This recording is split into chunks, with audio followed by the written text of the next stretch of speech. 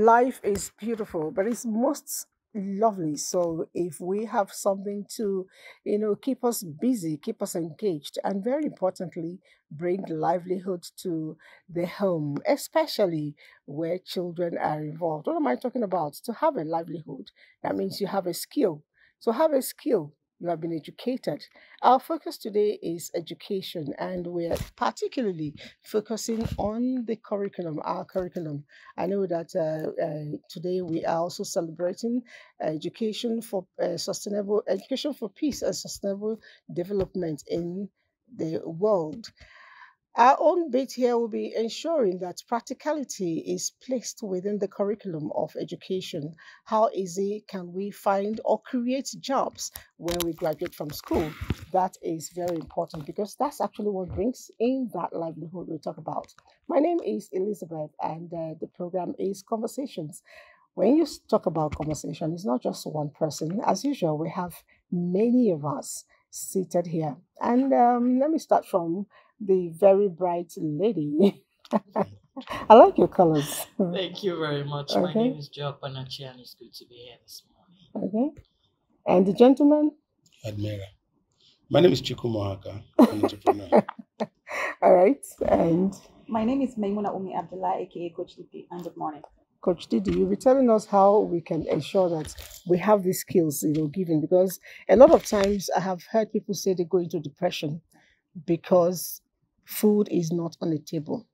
Parents actually cry, and the psyche is affected when the food is not on the table. Absolutely. No, but I also want to also look at something because I particularly wanted Chooks to join us today because he's gone through a lot of roads. I mean, if we have to check his shoes, the heels will actually be very. You want me to come and tell the world my story? You should have No, told me no, no, that no. it was- It's very important because I know that in your getting to where you are now, and I know that this is not your final bus stop, you're still moving because each time you talk with him, he has a plan in his head. I want to know what you're doing today and the roads you had to go through. Was it part of what you studied in school? No. Just for asking. No. So how did you acquire that? Well, I say it's my innate ability and the environment I found myself and the need to conquer my fears, the challenges in my environment, because I always say that challenges are raw materials for champions. When you throw away Wow. No, say that again. challenges are raw materials for champions. That's a cool one. When you don't have any challenge, you're not going to come out a victorious person. So a lot of challenges happened in my life, and through those challenges, I began to, in trying to solve them, I found myself in what I am doing today. And before you know, it became part of me, or it has become part of me, and it has become a lifestyle for me, and I'm enjoying it. Business for me, you will be shocked to hear this. Okay, apart from my late mom, who was a petty trader, I happen to have grown up in a place where nobody is doing very, very well in business. Not like everybody went the path of career or school. That's the white collar job. Yes, mean. yes. Okay. So I found myself way back as a child, hustling, trying to know how to make ends meet. And it has helped, it has paid. And when I found myself in school, I love to start from when I found myself in the university. Before then, after I graduated from secondary school, I took a job from our neighbors. There was this estate where my father happened to have been a landlord there. So they had the Vigilante group and they were looking for a secretary for the Vigilante group. And I was just waiting for JAMB and WAEC then. And I volunteered to do it. It was a voluntary job I decided to do. But the chairman said since they were paying for the vigilantes, they can also pay me. They paid me 1,000 naira then. And I had to save the 1,000 naira. Even before I got my admission, I had already saved up to 26,000. Wow. And then I was going to go to school with 6,000. My family gave me 6,000, thinking they didn't give me money. But they didn't know the person they gave money to go to school had 26,000. So I went to school like a big boy. So I had tailors who were making clothes for me. I'm sure some of my friends who watch me today will ask, what's Chooks Tailor? Some call me Chooks Tailor. I spoke with one who is in the UK. He's always, anytime we speak, he always tells me how you used to admire me. Then when I got into school, every opportunity you say you have for something that will bring money, I'll tell you I can offer it. And reason is this: when I got into university, I discovered that the children of rich men don't usually go to market. You understand? So most of the things they have, you say that daddy bought it for them or mommy bought it for them. So when they came to school, they will admire what we used to come to school with. And being an above boy, it was easy for me. You needed anything. There was no phone then, but I had a way of reaching out to my teller. And my teller would come, except, this phone we used, not mobile phone rather, there was this other phone. Then I would just call our neighbor and tell my teller to come and meet me on so and so day. He will come to Calabar. I was schooled in Unical, so he will come to Calabar. I'll arrange all my friends then who wanted to dress like me, who wanted to look good. And he will measure them, and you dare not talk to my teller. You speak to me. You speak to me. So my teller will give you his price. He will give me his price, then I will give you the price. So all the clothes I was selling, my teller would come measure you. So I employed him like he was working for me. Wow. Yeah, so, and we progressed like that, and as we progress. I will not want to cut you short, but I want to quickly, play something and then bring in my next guests, to complete the set, because I intentionally wanted you to start the way you started, because a lot of times you find out that people study one thing and in practice they actually do a different thing. Let me ask, what did you study in school? English. English. What are you doing now? Life coaching. Okay. What did you study in school? English. What are you doing now? I'm an entrepreneur. Okay. I did designing. Designing. And I'm into business. And designing as well. Okay. I'm tempted to say I didn't study English because everybody else studied English. I studied English. Oh and my I'm here God. yes, and I'm doing broadcasting. Yeah. So let's go to the street and find out what did people study and what are they doing with it at the moment.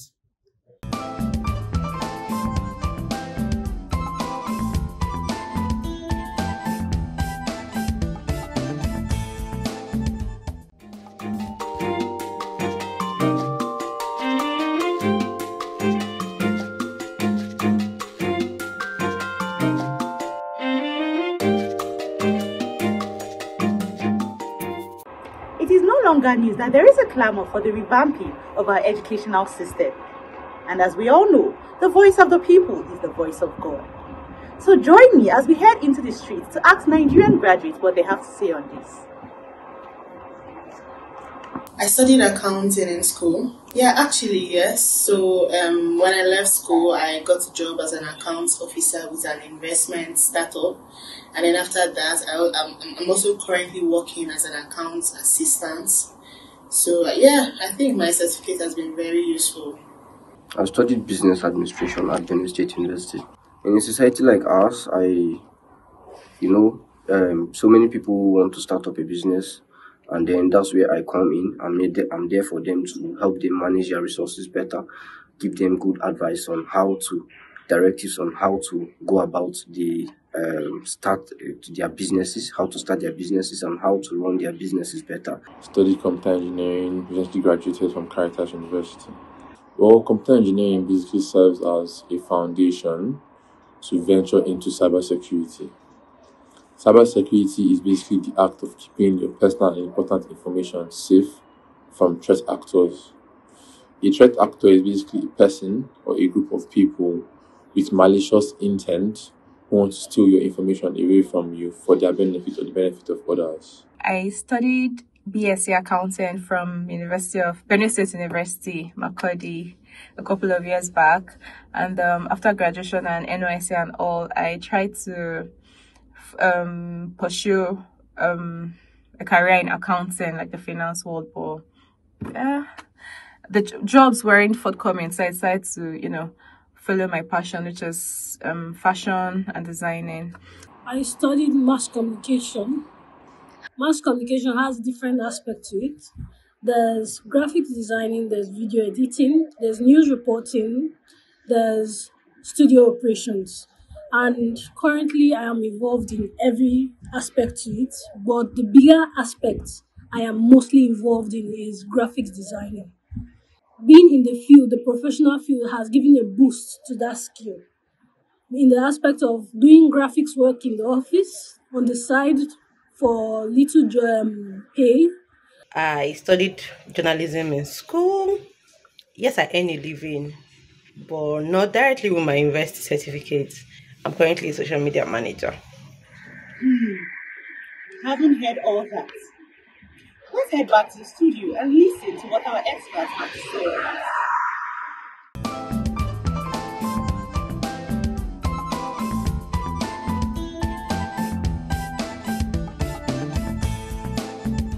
All right, that was a bit of what the masses said about what they studied and what they are doing. It's a little bit 50-50 if you ask me, unlike the people in the studio who actually are doing, I think nobody here is doing what they studied in school. But then while that was going on, the minister was waiting to sit in with us. So we have the Minister of State for Education seated right here with us, and the person of Dr. Sununu, Tanko Sununu. It's nice to have you in the show. Thank you, ma'am. All right. Now, sir, I'm beginning to wonder, it's not too long you assumed office, but I want to know that, I want to believe that there are things you've already structured in mind to get done, and based on, feedback getting back to us, you've actually done certain things. But we're curious to find out, what is your take on the practicality of curriculum as of today? Well, thank you very much for inviting me to these conversations. Basic fact must be said is that as of today, our curriculum is outdated because it has, over for the past 10 to 14 years, it has not been reviewed. And you will agree with me, even in the last 2 years, the development in education has made it mandatory that each country must move with time. Otherwise, you'll be left behind.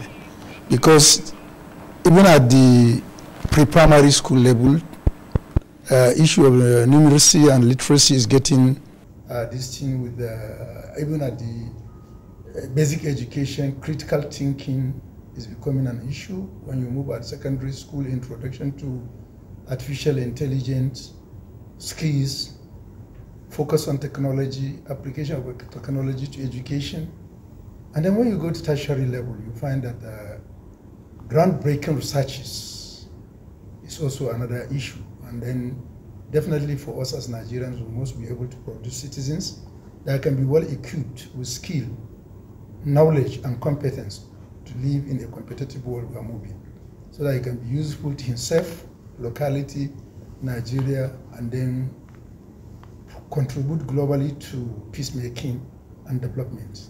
So therefore, our focus is that in this year, we have intended to review all almost 75 subjects that are being taught right from pre-primary school to secondary school level. And in the in the pre-primary school level, we're also trying to see as much as possible to comply with national policy on education in our curricular development, which says that at early stage, you have to teach children or pupils in their mother tongue, and also a local tongue that is being spoken by virtually everybody, so that to improve comprehension and develop their critical thinking.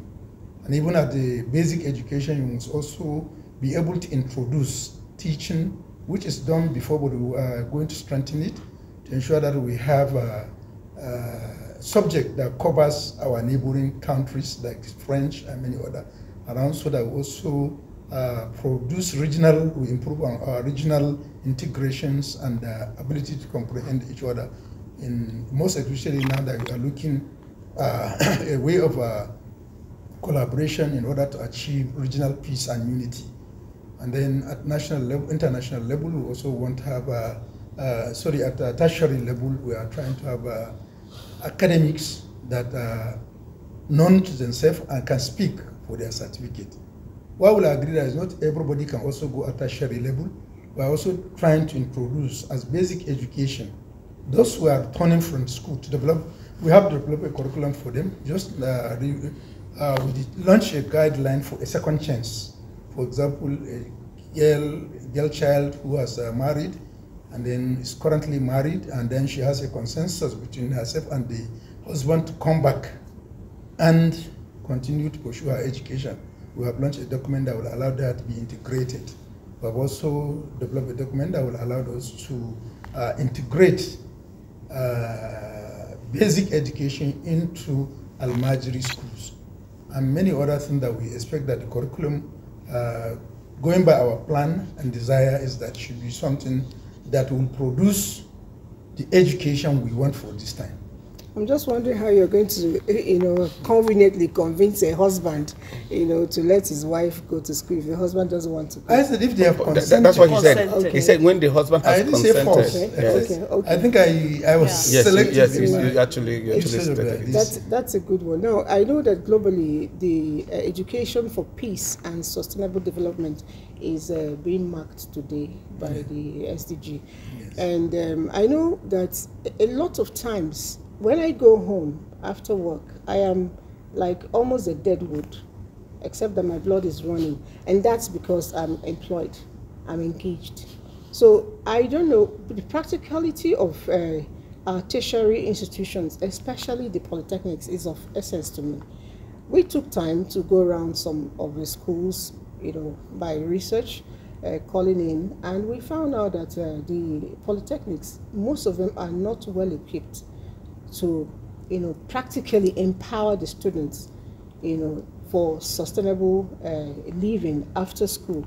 What are we going to do to, revamp that sector of education to make sure that if you're studying, for instance, food production in school, you come out, you don't need to go to companies to hire you. You can actually create jobs on your own. Yes, I think let us agree that we have a president that has a political will and who is also ready to admit things were not normal and also to come out, speak and demonstrate that things need to be corrected. So that's where we are now. We all agree that the education we have at Polytechnic is somehow skewed away from the intention it was meant for. It was meant to produce a middleman power that has the required knowledge, character, and most importantly, the skill and competence allowed him to also be an employer of services. But that has been neglected over the years. And I will agree with you, and everybody will agree that for sometimes now our workshops in our polytechnics, some of them are not only malfunctioning, but some are non-existent. So we have taken cognizance of that. And all we have done to do now, since we have re-engineered and refocused our goal of education to have a skillful, competent individual. So we have agreed now that we have to go back and see how are we going to reintegrate and then re-equip to reposition our workshops and laboratories. Okay. And then we have started that not only at the polytechnic level. Recently we are constructing a lot of technical based schools so that we can emphasize on technical vocational entrepreneurship training. And what we have done, that any school we are constructing must have at least 4 components, apart from the administrative building: classes, workshop, computer labs, and science laboratory. And then we have also encouraged state to key into that this thing. So for the TED fund, we have already directed at polytechnic level that more emphasis should now be towards creating skill acquisitions laboratories. And we also have to gear on towards lecturer training and retraining so that we can have relevant skills. What our children are getting out of school is even more than what they are getting in school in terms of technology. You see now, most of us, if you run into a problem with their smartphone, the next person that will be your auto repairer is for either your son or your grandson, depending on your age. Yeah. And quickly they will put it on this. So, and then even the NCC says that over National Communication Commission said over 140 million Nigerians have access to smartphone. So why can't we also leverage on technology to see how we can improve on our education? It's important. Go ahead. Can I ask, I wanted to say something to the Honourable Minister. The construction that the government is doing currently is a step in the right direction. But I also want to suggest that in order to enhance that scheme, if the government could go into partnership with private sector organizations, where in some of these institutions, because when the government carries this burden, it might be so much on the government, where some of these areas, competencies, government identifies those organizations who might be indigenous with such competencies and partner with them, where they come and set up, assuming like a particular auto manufacturing company could take one or two institutions in arrangement with government, set up those institutions in those schools, then bring in their expertise in these schools, so that this burden that would have been on the government could go into partnership. There could be a way that these people offer these services, so that when these people are graduating, they already have been trained by this auto manufacturer, because the essence of this is ensuring that we create jobs and curb insecurity and make sure that the society is well empowered. Now, if there are phone manufacturing companies, assuming, identify those key areas, have a kind of hub where you select these people, have them identify schools where they can go in, do this partnership. Before you know it, the burden that would have been so much on the government could have been shared. And it's a win-win situation. Well, if I may come in, it's just because time will not permit us this. But you see, this concept we have is excellent. And also, it matches or aligns with our thought in the ministry. Oh, good. You have heard of IDEA project. Yes. Now, the IDEA project in the last edition, it hasn't succeeded well. And then I think it's only 30% of all the funding in the IDEA project that has been utilized. And we are now developing a new IDEA project with the same fund and getting more additional fund. And what is our thought here is that we quite agree that even if we have that, we may have issue of manpower and skills in terms of experience. And therefore, the IDEA project now is developing a concept that we are going to use, we call them somehow contractors. These contractors are groups of enterprises or individuals with necessary skill, as you have so far described, which is going to be engaged so that they can also participate to train those people. And once that is done, we have increased their capacity to even improve locally, because some of the funds they are going to attract will be in upgrading their own facility. Exactly. And we have also looked at it because look at all those entrepreneurs. We have discussed, we have already given directives to NAPTEPs so that we can develop certifications that may be relevant to them. You understand? We are talking about out-of-school children. Some may just come in and say, okay, I want to just have a basic education, and after that I want to be auto mechanic. Now he has a certificate of his basic education, which he has to enable him read and write and also have a critical thinking. So we now push him to those places and let him be trained, so that he should give a certification that will be equivalent to his own experience. And that will help him to get employed in government and non-governmental organizations. Many countries are doing that, and definitely that's one of our focus. You see, if you look at our roadmap, Renewed Hope, Education for the Renewed Hope, roadmap for education sector 2024 to 2027, all these areas has been outlined, and we put them into focus and thematic areas, and each one we give the timeline. And to go further, we have to also have a retreat in such a way that we step down, we break it down into annual implementation plan with all their deliverables, which I've done.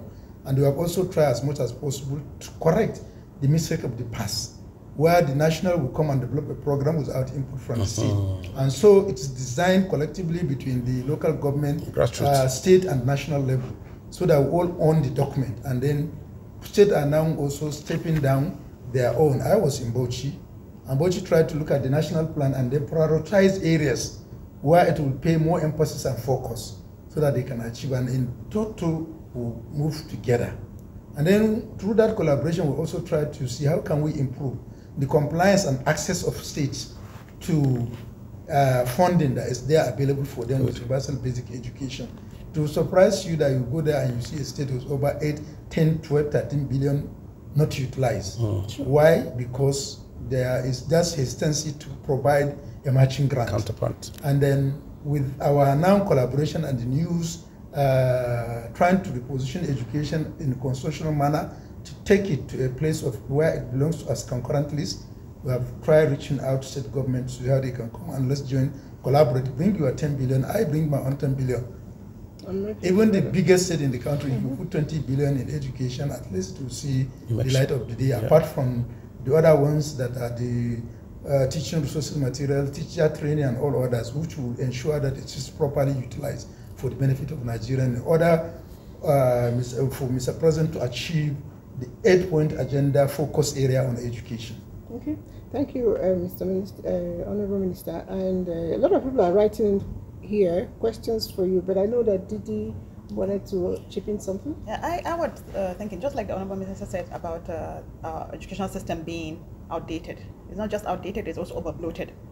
And then we have institutions that are, like, for example, British Nigerian curriculum, we have the American Nigerian curriculum, Canadian, so they also increase. Actually a point. So why are we practicing other curriculum that is not our own? Is it that we're not good enough? Well, to be honest, that's no, I the think point. that is wrong. There is no curriculum. There is no curriculum that is known to the government, except the one that is produced and adapted by Education Research and Development Council, NERDC. They are the co-mandate of producing that. Listen, at federal level, at tertiary level, the NUC and university comes together to develop a curriculum that is acceptable to all. Just about 4 days ago, I received the Nigerian Atomic Energy Commission. They came, and what is their purpose of visit? To see how we can align, and they have already started working to develop a curriculum on atomic energy, so that the university can adapt, and it has gone far, because we cannot be left behind. It's an important area that we must start to. The issue of electricity, if we had to go into atomic energy, we can have a lot of electricity that would be enough to cater for everybody. So also has application. So, and they have given them mandate to release that curriculum very soon, so that selected university can introduce it. And they have also mandate them to go and join the Polytechnic and develop a curriculum so that we can have middle manpower, this in these. So you see, any curriculum that comes into the country will be taught this thing. But what we know is both public and private institutions, whether at pre-primary or tertiary level, must be able to comply with regulatory bodies within the country.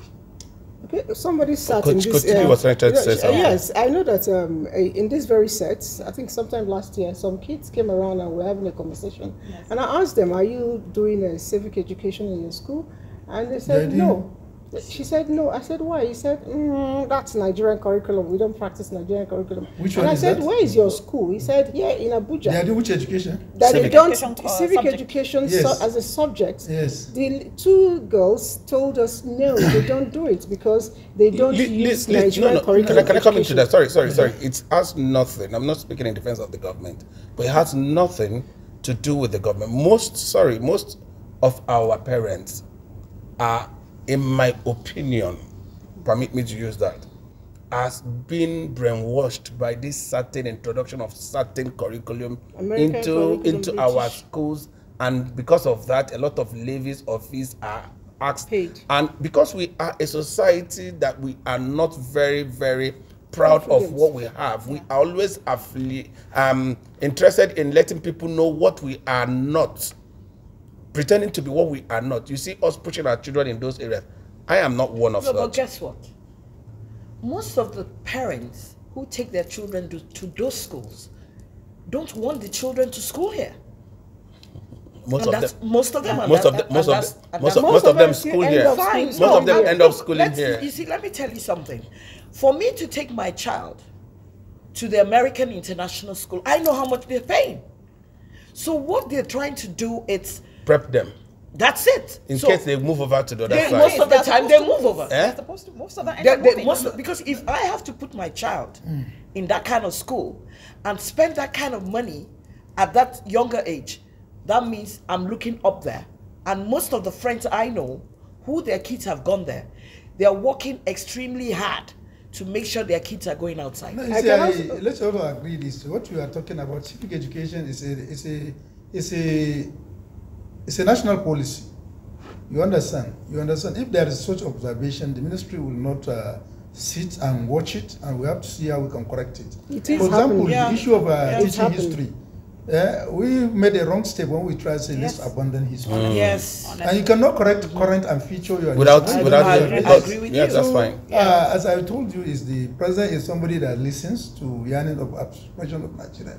You can see how the issue of IPPIs and tertiary institutions that bear current dismal of strike has been addressed. So we have been mandated to also listen to Nigerians and look at where we need to make necessary amendment, definitely. You see, and that's why we know that definitely education, even by the World Trade Organization Act of 1995, classify education as exportable services. Yes. That can be exported from one border to another. Yeah. You understand? So you have to also believe in that. So for you to be watchful, you must come with your own guidelines and safeguard the nation. That's why we also directed the National University Commission to develop a guideline that will guide transnational education, which will now become an exportable commodity. So that anybody that is coming to our country now must comply with guidelines. And those guidelines tend to address our local challenges and protect us, and also move us globally, so that we can be competing with other countries internationally in terms of their quality, access, and addition. So these are all known to us, and we are also working to see. And I think not to this, but in Nigeria you have to also blow your trumpet, otherwise few can blow it for you. But NTA has been blowing our trumpet. Everywhere in the world. But let me say, NTA has been blowing our trumpet. So that's why we also use all the opportunity when we are called, not say no. So that we can come as directed by the president, let Nigerians know where and what we are doing. So, but can I quickly say something? You know, what I was actually trying to talk about was about personal development. You mentioned something about when kids go to school, they acquire skills, and it's not supposed to be that when you go to school, you study, you're supposed to get a job, a white-collar job. You should be able to create something. Now, how are we able to do that without personal development? When I started out as a personal development coach, and I went from school to school trying to, I no longer am that anyway, so I'm not selling market. It's just that, you see, I tried to get the schools to buy into the idea of, instead of my daughter going for ballet class, as an extracurricular activity, why doesn't she go for maybe mental health session coaching classes or personal development coaching class, which is basically looking within yourself to make yourself better, self-awareness, self-esteem, learning about the skills, innate skills you already have, or the skills you need in order to develop something, a specialty in what you're interested in, so that this child can have a holistic education. And it wasn't selling. You see, I agree with you, and that's what I was initially saying. You see, the concept we have now was part away from where we're coming from. Where we are coming from, let us just certification. And in some universities, you add character. Because you are this learning and character. You understand? That is the basis. Now, what we are saying is that's not good enough. It's good, but it's not good enough. What is lacking is entrepreneurship skill, and skill. And then the initial aspect of focus produce a candidate who solely rely on white collar job. And it has made him to make other jobs insignificant or not contributory. Pressed down.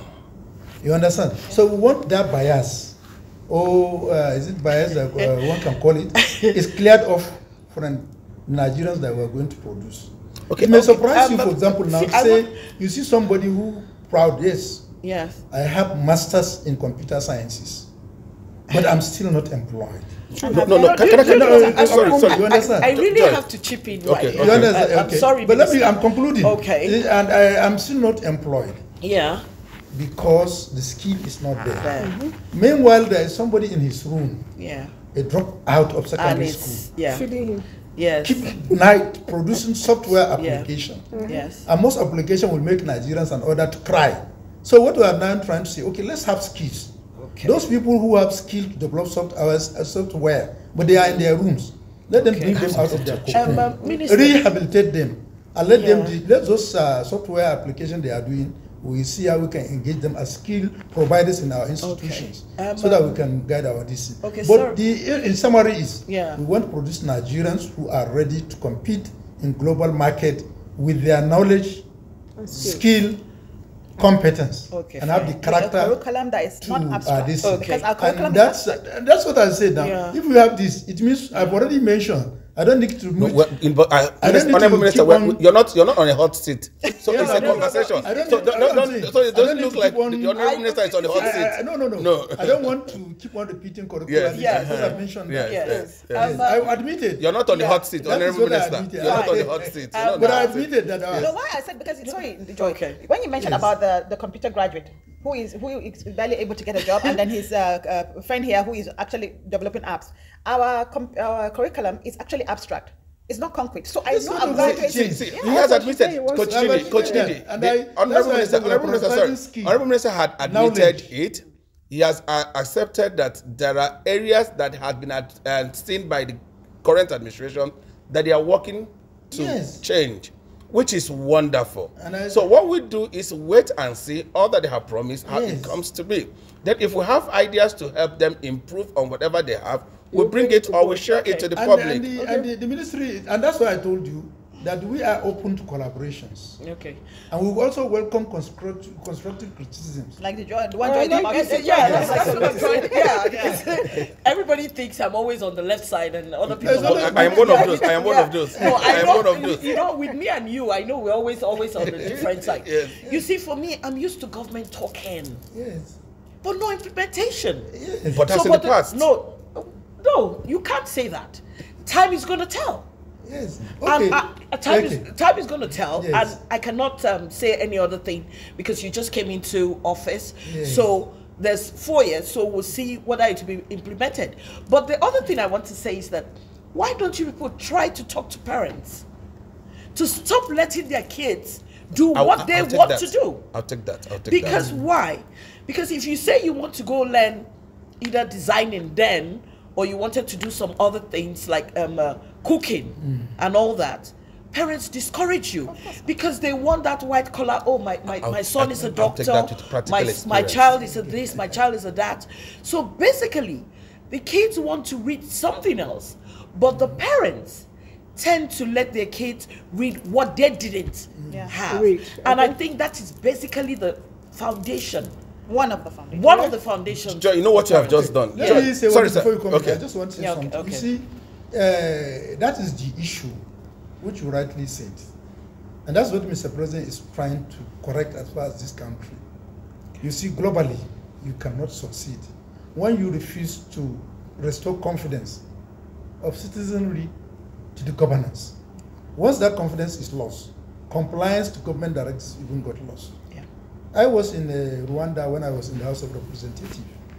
What I was there is to see how is their this health insurance scheme faring. And I found that really it is faring well. And I asked the Director General of Rwandan Corporation, how do you manage to get this your results? And what was her answer is that the government succeeded in restoring confidence to the followership. That if today the government said you see Coca-Cola by 9:30 a.m. in front of your house, when you come and open your door, you see it there. Understand? So, and when you said, okay, pay for your house, because they are sure they will get the services, people will pay. And that's what the president is doing. We made one of the promises that were being answered everywhere is student loan scheme. Is it coming? Is it coming? We keep on saying January ending, January ending. And just 2 days ago, Mr. President unveiled it. Okay. So we are trying to match our decision. We want a government whereby when the minister is going to talk, he has the assurance and political will of the president to implement. Okay. And by the time we do that 1, 2, 3, 4, 5, Nigerians will begin to know that really there is confidence in the system. So what I was trying to respond to Joy's opinion is that when you say government should talk to the parents, it's not government's responsibility. It's awareness. You just spoke to the parents. Yeah. Many years ago, I had seen this as a challenge. There was one program I had then I called it Idea Fair.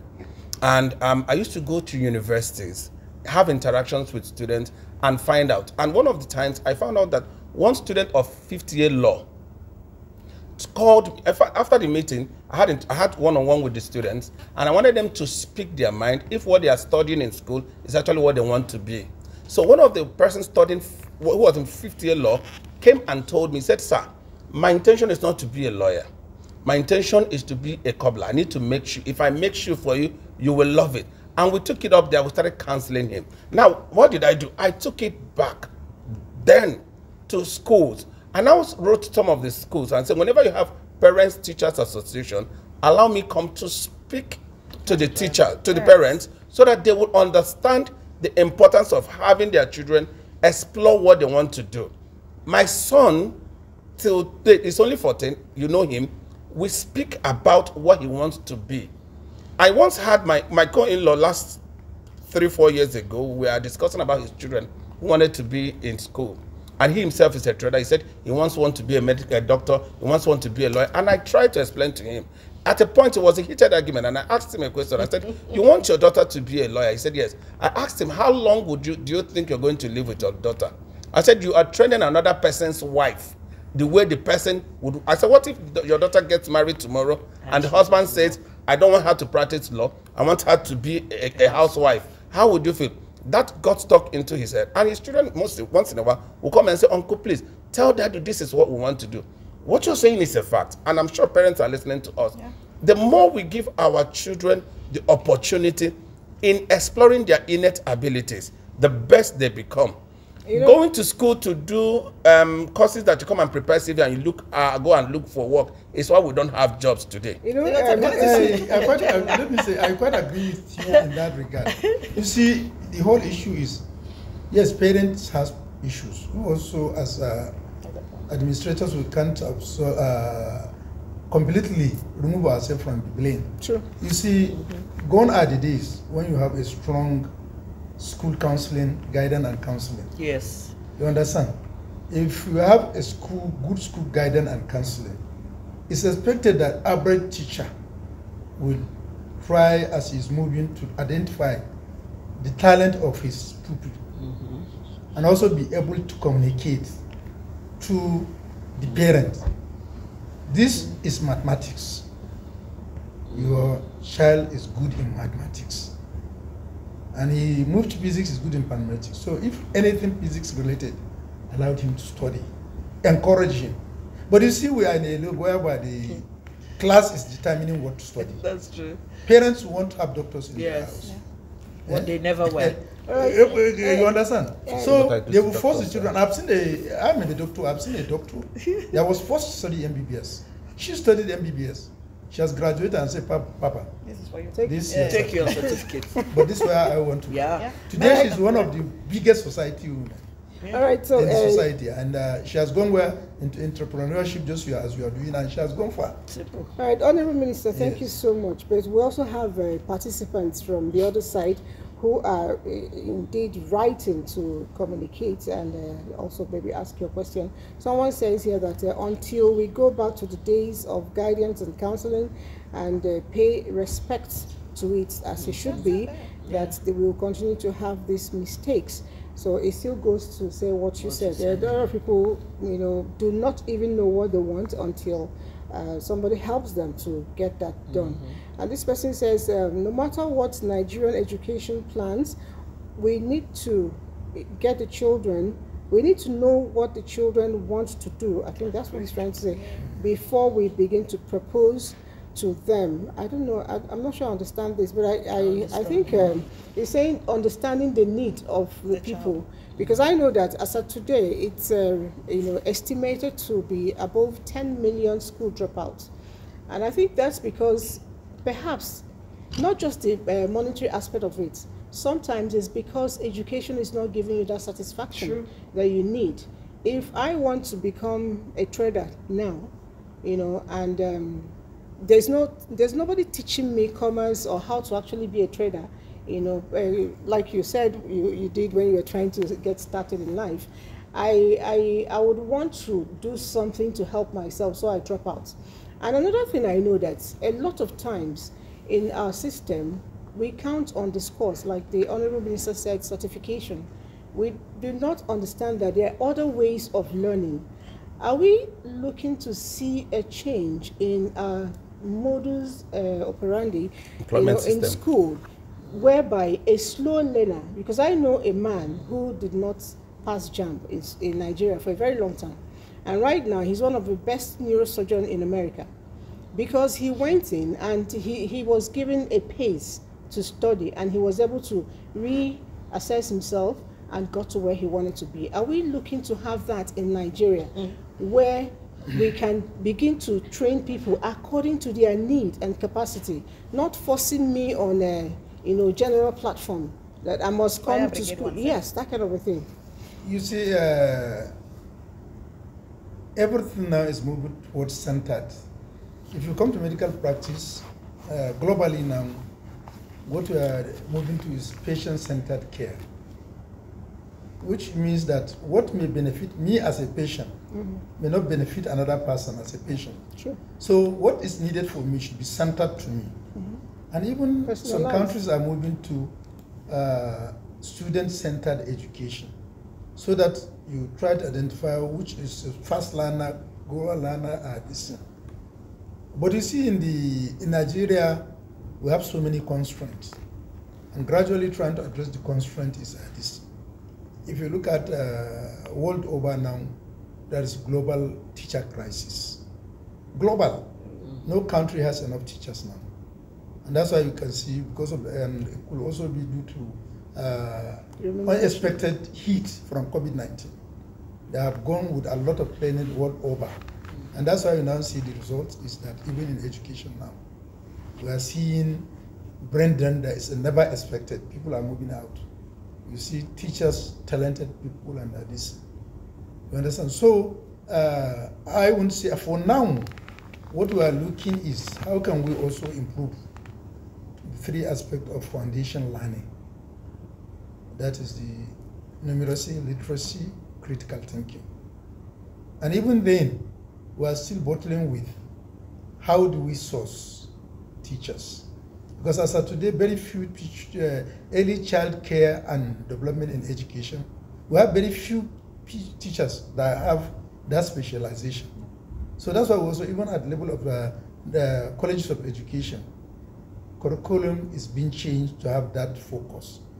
You understand? So at a time, you have to know what is your priority, national priority. While you try to move with global, you must also emphasize on where you want to.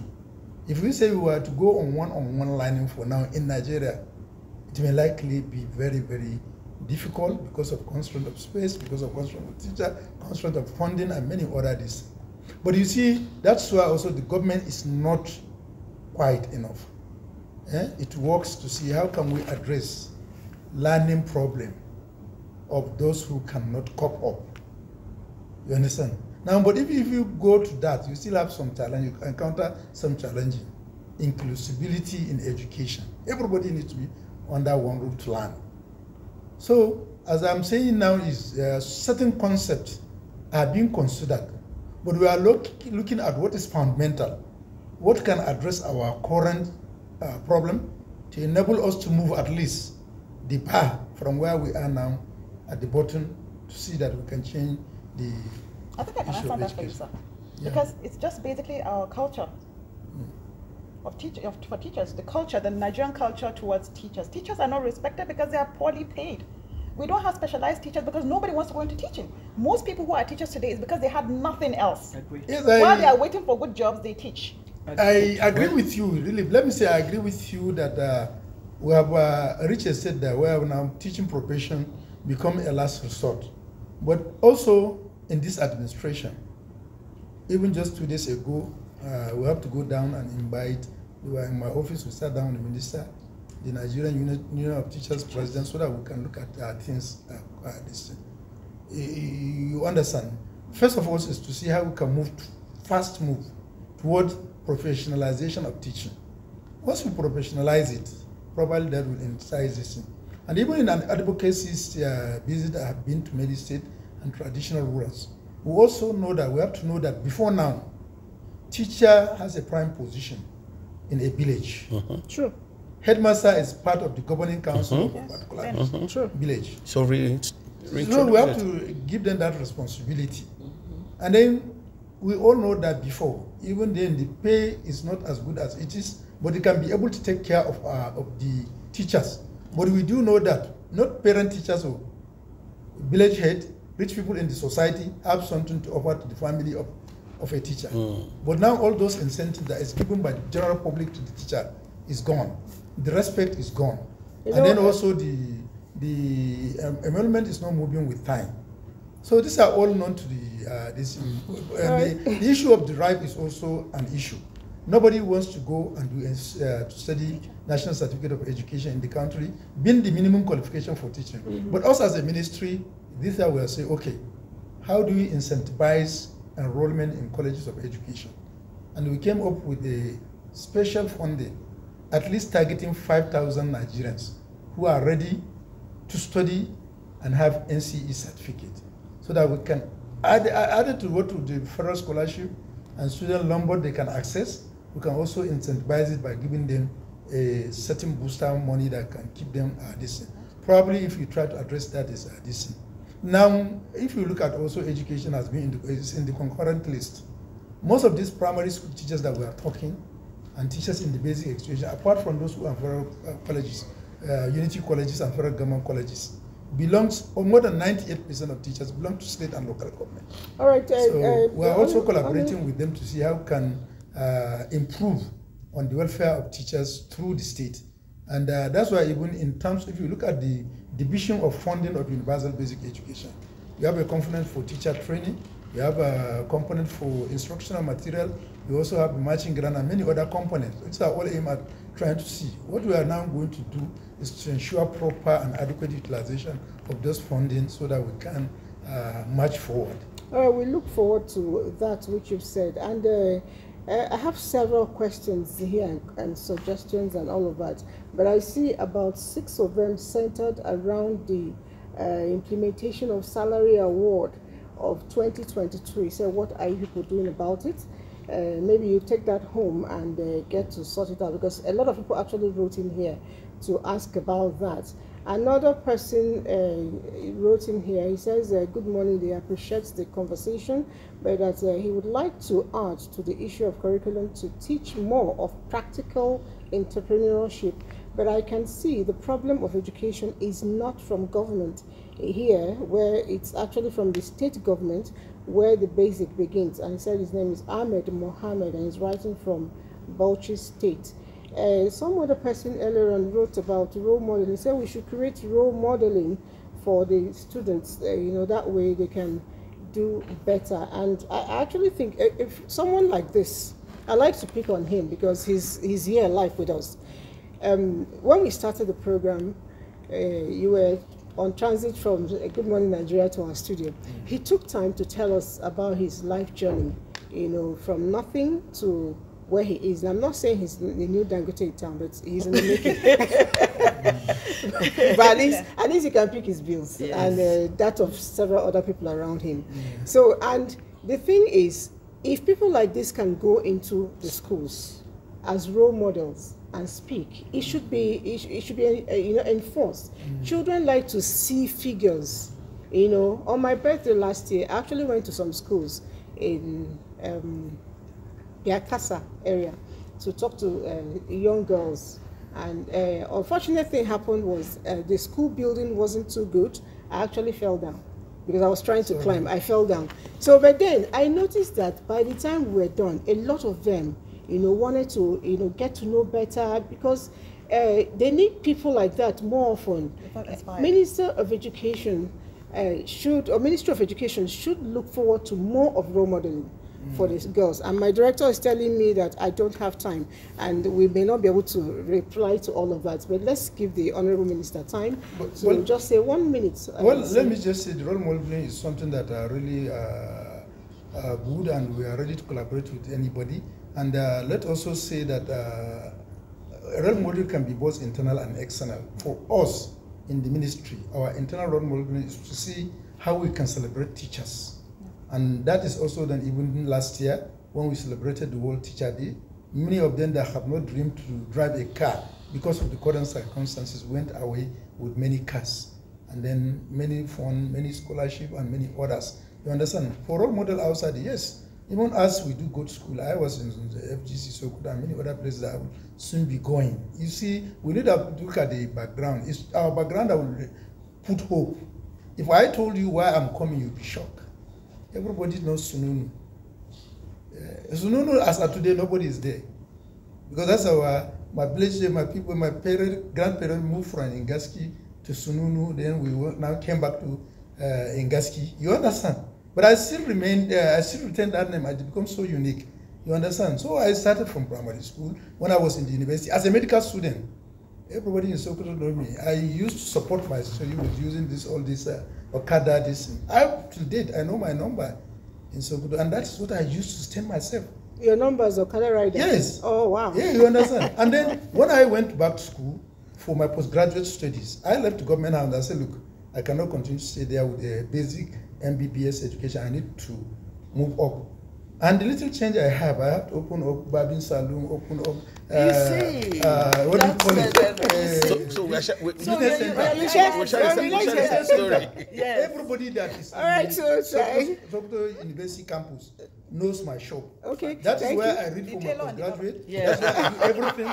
And then, to God be the glory, within record of 5 years, I was able to pass through. And what I did was, I said, look, you manage this place for me. I don't need anything. Please take it. My thing. And then right now, the person that I did is through that shop, got a better job. He has a degree in English and is now in one of the establishments here in Abuja. Thank you very much. Thank you very much. Our time is not longer our own. My director will soon walk in here and pull me out. Thank you so much for coming on the show. And we want to believe that the rest of the messages here, we'll send them to you. And you treat and also help you form policies to help us do better. Thank you very much. Bye-bye. What you don't have, you can't give. You Our cannot. teachers should be better. Treated well, yes. Bye. Bye.